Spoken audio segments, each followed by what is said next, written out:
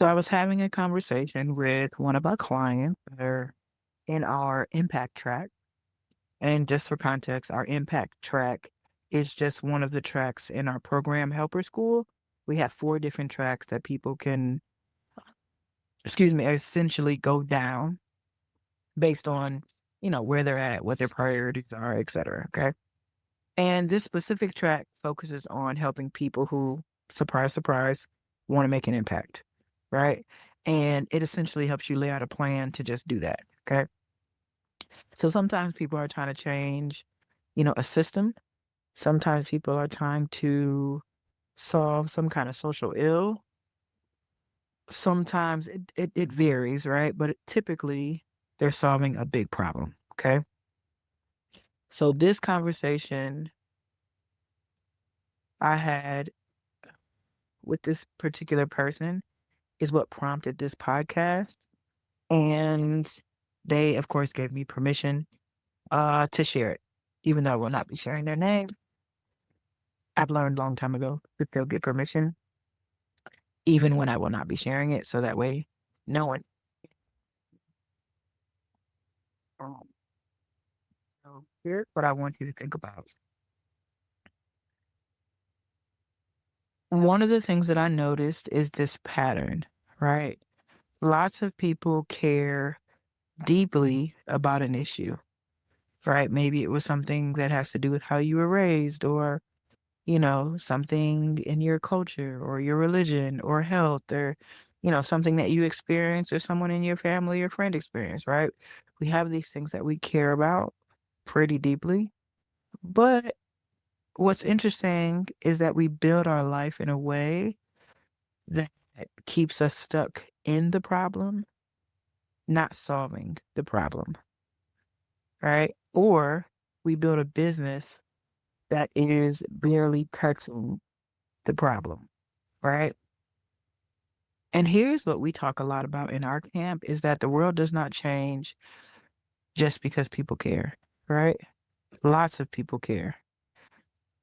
It changes when the people who care have the capacity to create real solutions about the things that they care about, right? We believe there are plenty of good people, plenty of people who care, all right, about plenty of different topics.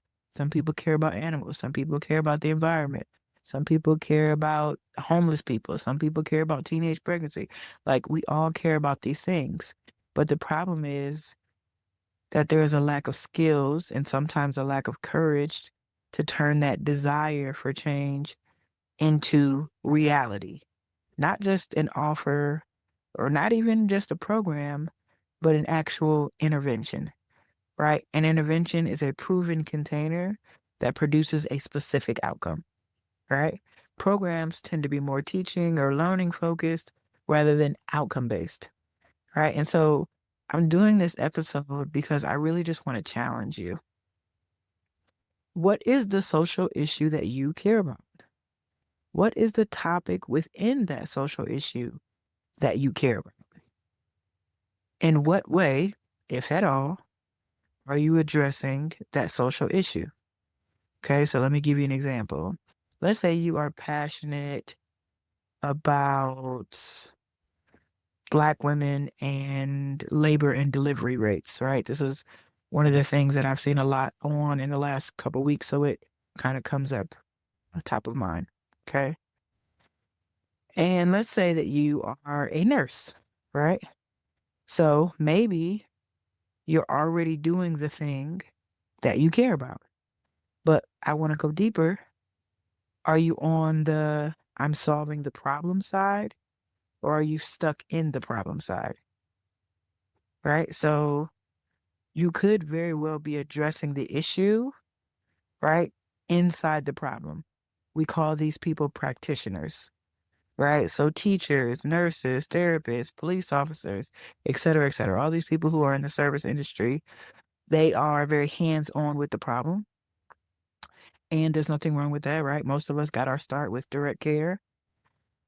But when you're in, it's kind of like when you're working in your business versus on your business. The level of impact that you can have is different, right? And so again, the question that I just want to continue to ask is it working? Whatever it is that you're doing, let's say you're the nurse, right? Is what you're doing working, right? Or do you have other ideas on how to change whatever social issue or whatever problem that you see, particularly within your industry? Are you working on that bigger issue? Or are you just frustrated with the system, whatever system that might be, as it stands? Maybe you don't know where to start with the bigger issue. Maybe doubt, maybe you doubt that you could even change something as big as a whole system, right? There are all these things that stop us. And a good place to start is just to be honest about those things. Right. Again, like I said, most of us start as a practitioner, myself included, right? But one thing that we should all be shooting for, if in fact we desire impact, right, is evolution, right? Not just pivoting, because a lot of times we go from job to job or change things within our business, right? But evolving is about your next level of leadership, whereas pivoting is about your next thing, right? We call this moving from practitioner to pioneer, right? Which is essentially, Lord have mercy, let me get my words together, which is essentially an industry leading pioneer. And then ultimately to go from pioneer to philanthropist, right? So we have a process that we take our people through to go from practitioner to philanthropist. And so I just wanted to do this very short podcast as a way to encourage you and just say, friend, evolve, don't pivot, right? We all have heard the quote that says, whether you think you can or can't, you're right. And one of my favorite quotes, particularly as I'm working with people around social movements or social justice or, social change, right, is the Margaret Mead quote that says, never doubt that a single thoughtful, committed person can change the world. Indeed, it's the only thing that ever has.